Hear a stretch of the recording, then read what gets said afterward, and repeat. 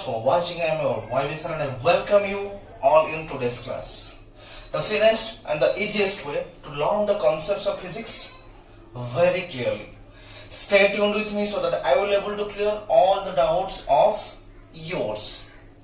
Okay, so let's go to our today's topic of discussion. आज के class में हम एक नया चैप्टर शुरू करने वाले हैं जो कि हमारा सेकेंड चैप्टर है। पहला चैप्टर हमारा था इलेक्ट्रिक चार्ज एंड फील्ड्स के बारे में।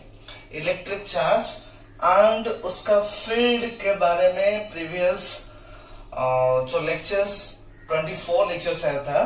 ओके, तो 24 लेक्चर्स में हमने कंप्लीट कर चुके हैं ऑलरेडी फर्स्ट चैप्टर, जिसके अंदर आपका चार्ज के बारे में डिस्कस किए थे।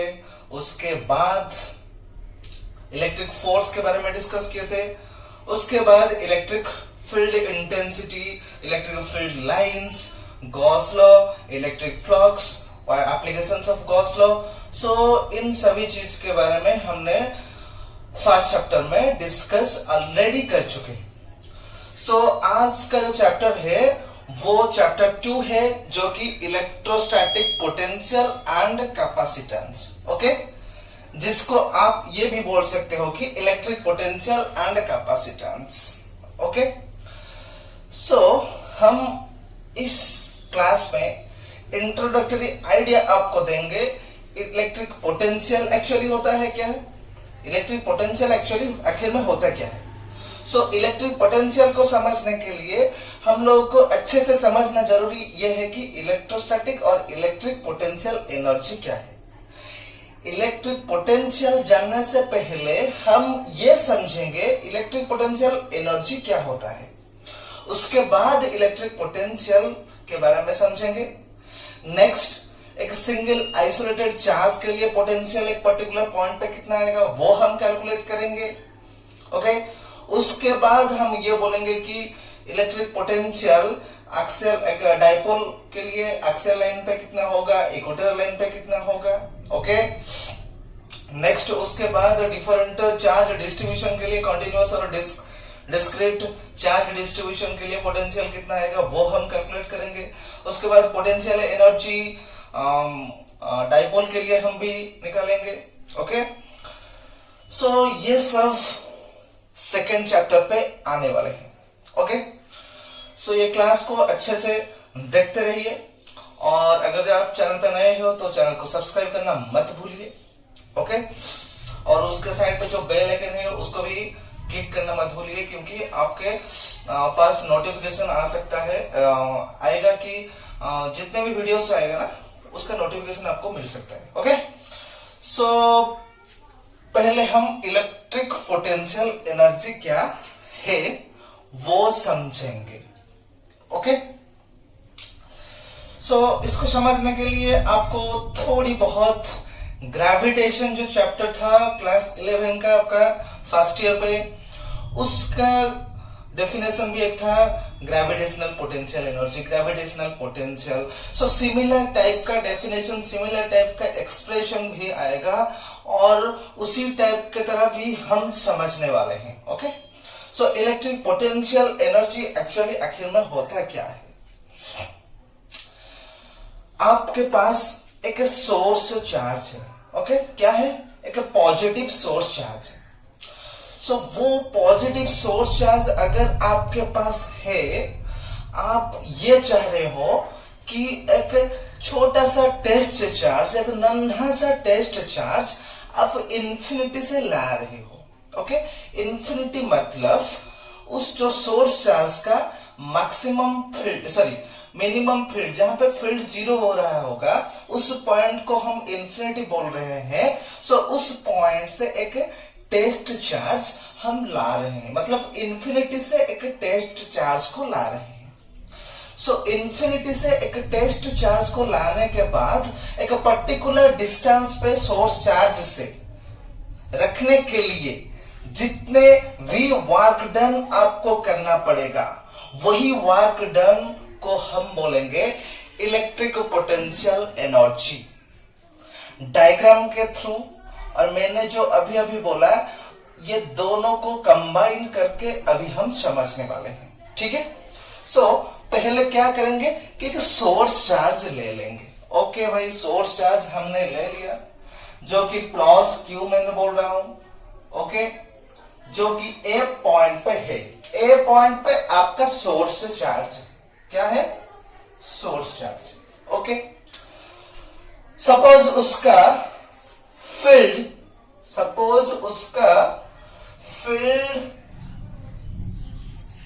इंफिनिटी जो कि यहां पे है, जो कि 0 है, ओके। सो हमने इलेक्ट्रिक फील्ड जब बता रहे थे उस वक्त भी बताया था कि इलेक्ट्रिक फील्ड के अंदर कोई भी आप पॉइंट ले लो, उस पॉइंट के अंदर आपका इलेक्ट्रिक फील्ड इंटेंसिटी आएगा और पोटेंशियल आएगा। कोई भी पॉइंट पे आप चूज कर लो, यहां पे, यहां पे, यहां पे, उस फील्ड के अंदर आप कोई भी पॉइंट चूज कर लो, उस पॉइंट पे आप इलेक्ट्रिक फील्ड इंटेंसिटी कितना है और पोटेंशियल कितना है, ये सोर्स चार्ज के लिए आप निकाल सकते हो, जो कि इलेक्ट्रिक फील्ड इंटेंसिटी के बारे में हमने पहले चैप्टर पे कंप्लीट कर चुके हैं। अभी पोटेंशियल के बारे में देख रहे हैं। उसको जानने के लिए पोटेंशियल एनर्जी जानना जरूरी है, जो कि मैं बता रहा हूं, ओके। सो एक टेस्ट चार्ज है, नन्हा सा टेस्ट चार्ज, जो कि इंफिनिटी से मैं ला रहा हूं। मैं मतलब मैं एक्सटर्नल एजेंट हूं, ओके। एक एक्सटर्नल एजेंट, एजेंट के थ्रू मैं टेस्ट चार्ज को ला रहा हूं इंफिनिटी से, ओके।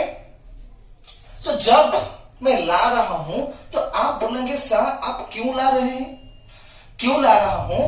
क्योंकि मुझे जानना है, या पी पॉइंट पे मुझे जानना है कि पी पॉइंट पे एक टेस्ट चार्ज को रखने के लिए, अगर मैं टेस्ट चार्ज रखूंगा एक पॉइंट पी पे जो कि सोर्स चार्ज से आर डिस्टेंस की दूरी पर है, ओके। सो इस पॉइंट पे पोटेंशियल कितना है, या फिर इस पॉइंट पे लाने के लिए टेस्ट चार्ज क्यू को कितना मुझे वर्क डन करना पड़ रहा है, वो मुझे जानना है। इसलिए मैं इंफिनिटी से इस पॉइंट पे लेके आऊंगा किसको? ये छोटा सा जो नन्हा सा टेस्ट चार्ज है उसी को। सो मैं जब ला रहा था, अचानक मैंने देखा कि मेरा चार्ज अभी ये जो पॉइंट बी है, इस बी पॉइंट पे मैं थोड़ी देर ठहर गया, रुक गया। सो अभी मेरा चार्ज जो इंफिनिटी से मैं ला रहा था वो अभी बी पॉइंट पे है, जो कि टेस्ट चार्ज क्यू है। इस बी पॉइंट का डिस्टेंस सोर्स चार्ज से अब मान लो कि एक्स डिस्टेंस पर है, okay. It's clear. B point पे जब मैं टेस्ट चार्ज को ला रहा हूं, वो बी पॉइंट पे मैंने अचानक देख लिया कि वो बी पॉइंट पे है। अगर एक चार्ज सोर्स चार्ज के फील्ड पे है, सोर्स चार्ज के फील्ड पे अगर एक टेस्ट चार्ज आप देख रहे हो, दोनों सिमिलर नेचर का चार्ज है, सो उस टेस्ट चार्ज के ऊपर ये सोर्स चार्ज फोर्स अप्लाई करेगा या नहीं? फोर्स जरूर अप्लाई करेगा। सो जब आप उसको ला रहे हो, ये सोर्स चार्ज का जो फील्ड है, ये फोर्स इसके चार्ज के ऊपर अप्लाई करेगा, जो कि मतलब उसको रिपेल करने की कोशिश करेगा, क्योंकि दोनों पॉजिटिव चार्ज है, ये पॉजिटिव, ये भी पॉजिटिव है, सिमिलर नेचर का चार्ज है। इसलिए ये टेस्ट चार्ज को ये सोर्स चार्ज का फील्ड मतलब उसके ऊपर फोर्स अप्लाई करके उसको रिपेल करने की कोशिश करेगा, पर आप जबरदस्त उसको इस सोर्स चार्ज के तरफ ला रहे हो, ओके। सो इस पॉइंट पे आपका फोर्स, इस पॉइंट पे आपका इलेक्ट्रोस्टैटिक फोर्स आ रहा है, जो कि हमको पता है इलेक्ट्रोस्टैटिक फोर्स भाई कितना है। इलेक्ट्रोस्टैटिक फोर्स जो कि बीटा नॉट अगर आपके एयर मीडियम पे है, F naught beta naught Q into Q, मतलब source charge into test charge divided by ये सोर्स चार्ज और टेस्ट चार्ज दोनों के बीच का डिस्टेंस कितना है? अभी फिलहाल एक्स है। सो हम क्या लिखेंगे? X square, okay. एलोंग आप ए बी लिख सकते हो, एलोंग ए बी वेक्टर आप लिख सकते हो। सो बी पॉइंट पे सोर्स चार्ज प्लस क्यू के लिए राइट की तरफ फोर्स आ रहा है, मतलब जब आप ला रहे हो सोर्स चार्ज की तरफ, बी पॉइंट पे इस डायरेक्शन पे फोर्स अप्लाई हो रहा है, ओके। पर आप जबरदस्त उसको ला रहे हो, वो मना कर रहा है, मैं नहीं जाऊंगा नहीं जाऊंगा, उसके ऊपर फोर्स इस तरफ पड़ रहा है ना, सो वो जबरदस्त आप ला रहे हो, मतलब एक्सटर्नल एजेंट के थ्रू आप ला रहे हो, ओके। सो फिलहाल अभी बी पॉइंट पे था, कुछ देर बाद आफ्टर सम टाइम आपको देखने को ये मिल रहा है कि वो जो टेस्ट चार्ज बी पॉइंट पे था वो अभी सी पॉइंट पे आ गया। भाई सी पॉइंट पे वो टेस्ट चार्ज आ गया, मतलब बी पॉइंट से सी पॉइंट तक उसका डिस्प्लेसमेंट हुआ। सो अगर बी से सी पॉइंट तक उसका डिस्प्लेसमेंट हुआ, मतलब बी से सी के तरफ डिस्प्लेसमेंट का डायरेक्शन हुआ। सो इस तरफ आपका dx आ गया जो कि डिस्प्लेसमेंट है। फोर्स बी पॉइंट पे आ रहा है राइट की तरफ, बी पॉइंट से सी पॉइंट की तरफ डिस्प्लेसमेंट आ रहा है, उसका डायरेक्शन डिस्प्लेसमेंट एक वेक्टर क्वांटिटी है। सो dx मतलब डिस्प्लेसमेंट ऑफ फोर्स, ये दोनों आपस में 180 डिग्री एंगल बना रहे हैं, 180 डिग्री एंगल बना रहे हैं। तो मैं ये जानना चाहता हूं फिलहाल अभी के लिए कि बी से जब सी पॉइंट पे आया वो टेस्ट चार्ज, उसको कितना वर्क डन करना पड़ेगा यार। वो जो एजेंट ला रहा है ना, सो उस एजेंट को बी से सी पॉइंट तक लाने के लिए उसको कितना वर्क डन करना पड़ेगा, वो हम अच्छे से समझेंगे, ओके। जो कि हमको पता है कि work done by force into displacement F dot dx होता है। सो यहां के लिए हम ये लिखेंगे कि एफ डॉट dx वेक्टर। समझ में आ गया? अभी तक समझ में आ गया या नहीं? ओके। सो इसके लिए अभी तक मैंने पॉज कर लिया हूं, और एक बात मैं बोल रहा हूं कि डेफिनेशन आखिर में होगा क्या। सो इलेक्ट्रोस्टैटिक पोटेंशियल एनर्जी और इलेक्ट्रिक पोटेंशियल एनर्जी का डेरिवेशन अभी थोड़ी देर बाद में करूंगा, पर डेफिनेशन क्या होगा वो हम समझेंगे, ठीक है। अभी तक आपका डिस्प्लेसमेंट यहां तक हो गया, बस पॉज कर लो। सो पोटेंशियल एनर्जी का डेफिनेशन क्या होगा, आप इंफिनिटी से एक गिवन टेस्ट चार्ज को इंफिनिटी से कोई पर्टिकुलर डिस्टेंस पे अगर लाना चाहते हो, तो उस पॉइंट पे लाने के लिए फिलहाल यहाँ पे आपको इंफिनिटी से पी पॉइंट तक लाना पड़ेगा।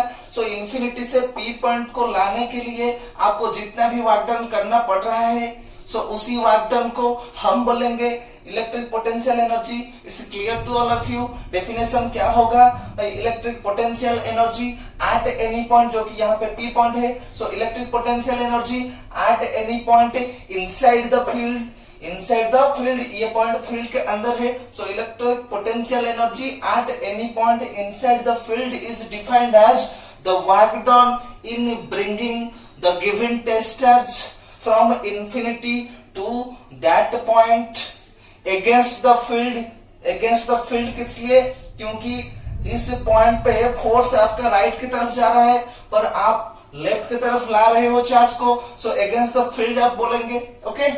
और एक बार मैं बोल रहा हूं, electric potential energy at any point inside the field is defined as the work done in bringing the given test charge from infinity to that point against the field. It's clear to all of you? Okay. और एक बार मैं बोल रहा हूं, electric potential energy at any point inside the field is defined as the work done in bringing the given test charge from infinity to that point against the field by the external agent. वो अपने आप नहीं आ रहा है, वो external agent के through आ रहा है। सो बाय द एक्सटर्नल एजेंट आपको बोलना ही पड़ेगा। सो उसका फाइनल एक्सप्रेशन कितना आएगा, जो कि आएगा W इक्वल टू, जो कि पोटेंशियल एनर्जी जो कि वर्क डन है, W equal to beta Q by R। It's clear to all of you. ये हो गया आपका final expression okay, potential energy का फाइनल एक्सप्रेशन आपका हो गया। सो अगर ये पोटेंशियल एनर्जी का फाइनल एक्सप्रेशन, जो कि इक्वेशन आप बोल सकते हो, डेफिनेशन मैंने ऑलरेडी बोल चुका हूं, ये हो गया इक्वेशन। उसके बाद यूनिट आप क्या बोलोगे, यूनिट है पोटेंशियल एनर्जी, मतलब ये कि एनर्जी है। सो एनर्जी का यूनिट क्या होगा, एसआई में आपका, एसआई में यूनिट क्या होगा, SI unit actually potential energy का एसआई यूनिट क्या होगा, जो कि जूल होगा। पर सीजीएस यूनिट उसका क्या होगा, सीजीएस यूनिट आपका हो जाएगा ऑर्ग। इट्स क्लियर, उसका सीजीएस यूनिट हो गया ऑर्ग। उसके बाद आप अगर आप उसका डायमेंशन के बारे में बताएंगे, तो डायमेंशन क्या होगा, एनर्जी का डायमेंशन कितना आएगा, एनर्जी का डायमेंशन कितना आएगा, m1 L2T-2, जो कि पोटेंशियल एनर्जी का डायमेंशन से आप उसको निकाल सकते हो ये फॉर्मूला यूज करके। Okay, it's clear to all of you. SI unit, CGS unit, dimension clear हो गया। अभी तक हमने इस स्मॉल वर्क डन के पास जाके पॉज कर रहे थे। ओके, तो यहां से अभी पॉज रिलीज हुआ, अभी से यहां से शुरू करेंगे। ओके, सो बी से मुझे सी पॉइंट पे लाने के लिए एक्सटर्नल एजेंट जो मैं हूं ना, सो मुझको DW वर्क डन करना पड़ रहा है। सो DW अगर मुझे वर्क डन करना पड़ रहा है, तो फाइनल एक्सप्रेशन मेरा कितना आएगा, एफ का वैल्यू आप बाद में लेंगे, पहले आपको अच्छे से देखना है कि एफ डॉट dx जो है a डॉट b की तरह दिख रहा है। So a dot b equal to ab cos theta. Okay, so ab cos theta हो गया, मतलब आपका हो जाएगा एफ dx, दोनों का मैग्नीट्यूड, एफ का मैग्नीट्यूड, dx का magnitude, cos theta. cos theta यहाँ पे कितना है, cos थीटा यहाँ पे 180 डिग्री है। इट्स क्लियर, आपको देख रहे हैं ना 180 डिग्री है। सो cos 180 का वैल्यू कितना है, -1, जो कि मुझे ये लिखना पड़ेगा कि dw जो कि होगा -f dx। इसको ब्लॉक करके इक्वेशन 1 आप लिख सकते हो। मुझे बी से सी तक लाने के लिए टेस्ट चार्ज को फील्ड के अंदर इतना वर्क डन करना पड़ रहा है। सो अगर मैं इंफिनिटी से पी पॉइंट पे लाऊंगा तो मुझे टोटल कितना वर्क डन करना पड़ेगा, मैं क्या करूंगा, ये छोटा सा वर्क डन जो मैंने निकाला था उसको हम इंटीग्रेशन कर लेंगे विद लिमिट्स, प्रॉपर लिमिट हम क्या पुट करेंगे कि इंफिनिटी से आर तक अगर मैं एक्स का लिमिट पुट करूंगा तो मैं टोटल वर्क डन कितना करना पड़ेगा मुझे, वो मैं कैलकुलेट कर सकता हूं। ये आपको समझ में आ गया या नहीं, और एक बार बोल रहा हूं, मुझे बी से सी तक लाने के लिए स्मॉल वर्क डन इतना करना पड़ रहा है। अगर मैं टोटल इंफिनिटी से यहां तक लाऊंगा तो टोटल इंटीग्रेशन मुझे करना पड़ेगा। ये एफ डॉट dx, जो एफ dx का इंटीग्रेशन मुझे करना पड़ेगा। लिमिट एक्स का लिमिट में कहां से कहां तक लूंगा, इंफिनिटी से आर तक लूंगा, क्योंकि मुझे पी पॉइंट पे पोटेंशियल एनर्जी कितना है वो मुझे कैलकुलेट करना है। सो टोटल वर्क डन कितना आ जाएगा, टोटल वर्क डन जो कि dw का इंटीग्रेशन, ओके, 0 से w आ जाएगा आपका total work done, that equal to minus F dx का इंटीग्रेशन फ्रॉम इंफिनिटी से r। ओके, इम्प्लाइज आप बोलोगे dw का इंटीग्रेशन कितना आ जाएगा, w upper limit minus lower limit आप पुट करोगे तो फाइनल एक्सप्रेशन आपका आ जाएगा w। उसके बाद माइनस उसको साइड पे ले लो, माइनस साइड पे लेने से f का वैल्यू कितना है, beta naught Q by R square. So beta naught एक कांस्टेंट है, उसको भी मैंने बाहर ले लिया, और क्यू भी कांस्टेंट है, उसको भी मैंने बाहर ले लिया, और ये सिर्फ मैग्नीट्यूड है। सो मैग्नीट्यूड अभी फिलहाल 1/x² है। सो dx/x² आपका बच गया, जो कि लिमिट हो गया इंफिनिटी से r। It's clear to all of you. f के वैल्यू बीटा नॉट क्यू/x² dx से आपके पास है। सो dx/x² का इंटीग्रेशन कितना होगा, dx/x² का इंटीग्रेशन कितना होगा, आपका इंटीग्रेशन याद है या नहीं, any expression, general expression x to the power n dx का इंटीग्रेशन कितना है आपको पता है या नहीं, x to the power n dx का integration power +1 divided by power +1। आप ये हिसाब से याद रख लो, पावर +1 मतलब x to the power n plus 1 divided by n plus 1 plus c। अगर यहाँ पे लिमिट्स नहीं है तो प्लस c लिखना पड़ेगा, अगर लिमिट्स है तो वो लिमिट को ही आपको लिखना पड़ेगा। मतलब सपोज यहाँ से x1 से x2 है, सो लिमिट ऑफ x1 से x2 यहाँ पे लिखना पड़ेगा। सो इसके हिसाब से अभी मेरा n यहाँ पे कितना है, मेरा n यहाँ पे x टू द पावर -2 में लिख सकता हूँ इसको, 1/x² मतलब x टू द पावर -2। सो n मेरा यहाँ पे कितना है, n यहाँ पे -2 है। अगर n इक्वल टू -2 में यहाँ पे पुट करूंगा so x to the power कितना आ जाएगा, x to the power -2 plus 1 divided by -2 plus 1। x to the power -2 plus 1 कितना है, x टू द पावर -1 है डिवाइडेड बाई -1। सो मेरा कितना आ जाएगा, मेरा कितना आ जाएगा -1/x। So dx by x square का इंटीग्रेशन का वैल्यू कितना आ जाएगा, -1/x। सो मैं क्या लिखूंगा, minus beta naught capital Q into small q और dx बाई एक्स स्क्वायर का integration -1/x। So minus 1/x limit क्या होगा, इंफिनिटी से r तक लिमिट होगा। ओके, सो माइनस ये है minus into minus is plus. So w equal to कितना आएगा, beta naught capital Q small q divided by बाद में लिखोगे आप, पहले अपर लिमिट पुट करो। सो 1/r जो कि अपर लिमिट हो गया, माइनस माइनस प्लस हो गया, राइट। सो मैं और एक बार लिख रहा हूं कि beta naught capital Q small q 1/x limit है इंफिनिटी से r तक, upper limit minus lower limit. Okay, so one by infinity is 0। So इस का वैल्यू हो गया 0, आपके पास 1/r सिर्फ बच गया। सो मैं क्या लिखूंगा, w equal to beta naught q divided by r square, जो कि आपका final expression, sorry r, beta q by r जो कि आपका फाइनल एक्सप्रेशन है, इसके पहले हमने बता चुके हैं। सो ये एक्सप्रेशन दोनों आपस में मैच कर रहे हैं ना। ओके, सो ये हो गया डेरिवेशन। अगर आपको पूछा गया कि इलेक्ट्रिक पोटेंशियल एनर्जी का एक्सप्रेशन कितना आएगा, वो आप बोल सकते हो ऐसे डेरिवेशन करके। Okay, so electrostatic potential energy due to a single isolated charge, इसका एक्सप्रेशन ये हो गया। आपको समझ में आ गया। डेरिवेशन और एक बार अच्छे से देख लो, डेरिवेशन और एक बार अच्छे से आप देख लो।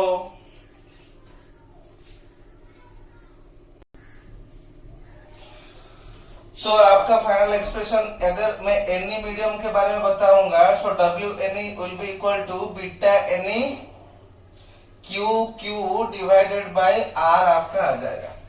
बीटा एनी और बीटा नॉट मतलब एयर मीडियम और एक एनी मीडियम है, तो रिलेशन क्या है, बीटा एनी हमको पता है, beta any equal to beta naught by K, beta any equal to beta naught by K. So हम क्या लिखेंगे कि beta naught by K Q divided by R, beta naught Q by R. देखो beta Q by R is W, so beta naught Q by R is W naught. So ये यहां से क्या clear होके आ रहा है कि W any medium is equal to W naught by K, जो कि potential energy at any medium is equal to potential energy in air medium by dielectric constant of that medium. K क्या है, K यहाँ पे क्या है, dielectric constant. Okay, it's clear to all of you, it's clear, right. So अभी मैं छोटा सा पॉइंट लिखने वाला हूं, आप उसको अच्छे से समझने की कोशिश कीजिए। कौन क्या है, if work done is against, if work done is against the internal force, against the internal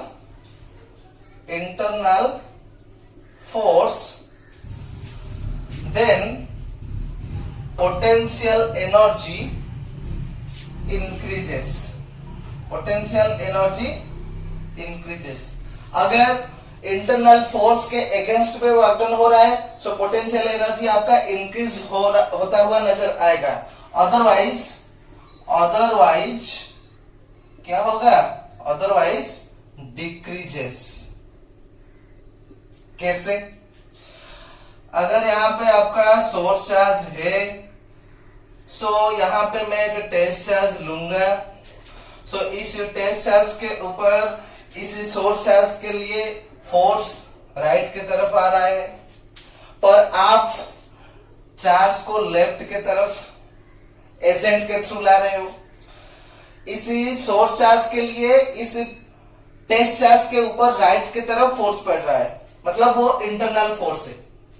so internal force right की तरफ है, पर एजेंट के थ्रू आप उसको लेफ्ट की तरफ ला रहे हो। सो इंटरनल फोर्स के अगेंस्ट पे आपका वर्क डन हो रहा है, आप उसको लेफ्ट की तरफ ला रहे हो तो वर्क डन आपका लेफ्ट की तरफ हो रहा है। So work done is against the internal force, potential energy increases. So force के इंटरनल फोर्स के अगेंस्ट पे अगर आप वर्क डन कर रहे हो तो पोटेंशियल एनर्जी इंक्रीज होगा। कैसे? टाइम टू टाइम ये सोर्स चार्ज के नजदीक आना शुरू करेगा। देखो यहाँ पे expression beta Q by R यहाँ पे टेस्ट चार्ज का लोकेशन है। सो टाइम टू टाइम वो आर के वैल्यू कम होता हुआ नजर आएगा, मतलब आर के वैल्यू डिक्रीज होगा। अगर आर के वैल्यू डिक्रीज होगा सो डब्ल्यू क्या है? Potential energy. अगर आर डिक्रीज हो रहा है तो पोटेंशियल एनर्जी क्या होगा? इंक्रीज होगा। ये आपको समझ में आ गया। अगर इंटरनल फोर्स के अगेंस्ट पे आप वर्क डन कर रहे हो सो पोटेंशियल एनर्जी आपका इंक्रीज होगा ही होगा। यहां से भी देख सकते हो आर आपका कम होता हुआ नजर आएगा, सो उस हिसाब से पोटेंशियल एनर्जी ज्यादा होगा। रिवर्स थिंग क्या होगा? अगर इंटरनल फोर्स के अलोंग आप वर्क डन कर रहे हो तो पोटेंशियल एनर्जी डिक्रीज होगा। कैसे? आपको राइट की तरफ जाना पड़ेगा, सो डिस्प्लेसमेंट राइट की तरफ होगा। Okay, so internal force right की तरफ है, आप राइट की तरफ जा रहे हो। So time to time R will be increase. So R अगर इंक्रीज कर रहा है तो पोटेंशियल एनर्जी क्या होगा? डिक्रीज होगा। सो हम बोल रहे हैं कि अदरवाइज डिक्रीजेस। ये समझ में आ गया। अगर सिंपल वन सेंटेंस पे हमने ये बोल रहे हैं कि अगर इंटरनल फोर्स के अगेंस्ट पे आप वर्क डन कर रहे हो, अगर इंटरनल फोर्स के अगेंस्ट पे आप वर्क डन कर रहे हो तो आपका पोटेंशियल एनर्जी जो होगा वो इंक्रीज होगा, क्योंकि आर आपका डिक्रीज होगा। सो पोटेंशियल एनर्जी इंक्रीज होगा। अदरवाइज पोटेंशियल एनर्जी डिक्रीजेस, क्योंकि आर अगर इंक्रीज हो रहा है तो पोटेंशियल एनर्जी डिक्रीज ऑब्वियसली होगा। It's clear to all of you. ये बात भी अच्छे से ओवरलुक कर लीजिए। So it's clear to all of you. It's clear to all of you. I think today's class is very interesting. Today's class was very interesting. आज के इस क्लास में हमने किसके बारे में डिस्कस किए?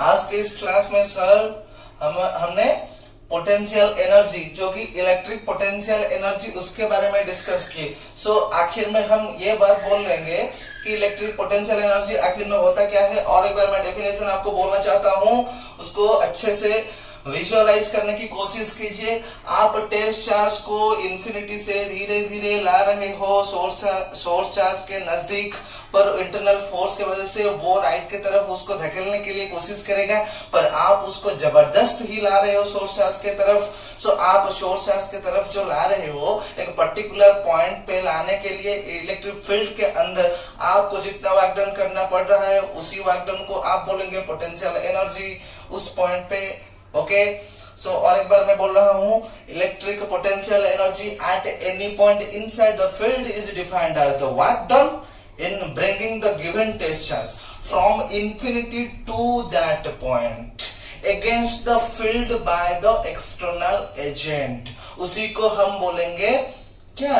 उसी को हम बोलेंगे इलेक्ट्रिक पोटेंशियल एनर्जी। एक गिवन टेस्ट को आपको लाने के लिए जितना वर्क डन करना पड़ रहा है उसी को आप बोलेंगे electric potential energy. It's clear to all of you. So आज का क्लास कैसे लगा कमेंट्स में कमेंट करना मत भूलिए। और एक बार आप सभी लोग कमेंट सेक्शन में अपना रोल नंबर देना मत भूलिए, ओके। और आज का क्लास मुझे लग रहा है कि बहुत अच्छा होगा, ठीक है कि नहीं? ओके, सो आज के लिए बस उतना ही। नेक्स्ट क्लास में हम इलेक्ट्रिक पोटेंशियल के बारे में देखेंगे और इलेक्ट्रिक फील्ड इंटेंसिटी और उसका जो सेपरेशन है उसके बीच का जो रिलेशन है, इलेक्ट्रिक फील्ड इंटेंसिटी और पोटेंशियल के बीच का रिलेशन हम डिराइव करेंगे। सो थोड़ा हम प्रोसीड करने वाले हैं, ओके। सो आज के लिए बस उतना ही। Thank you very much.